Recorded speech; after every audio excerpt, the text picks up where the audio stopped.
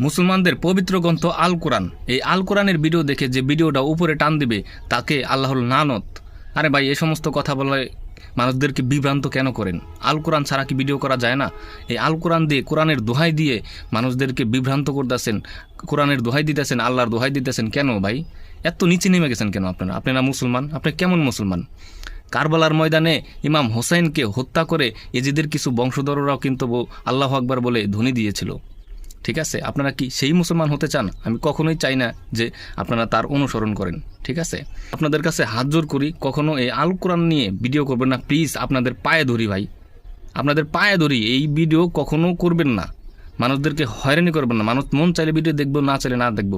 কোরআনকে কেন ইনকামের সোর্স হিসাবে আপনারা ব্যবহার করতেছেন? আপনারা কেন টাকা কামানোর জন্য, কিছু ভিউ বাড়ানোর জন্য এই কোরআনকে নিয়ে আসতেছেন, কোরআনকে টাইনে নিয়ে আসতেছেন কেন ভাই? কোরআন পূর্ণাঙ্গ একটি জীবন ব্যবস্থা। ঠিক আছে, এটা আমরা, কোরআন থাকবে কলিজার মধ্যে। কোরআন নিয়ে কেন আপনারা মানুষদেরকে ব্ল্যাকমেল করবেন? কখনো আর এরকম করবেন না। আপনাদের পায়ে ধরি ভাই। ঠিক আছে, আসসালামু আলাইকুম।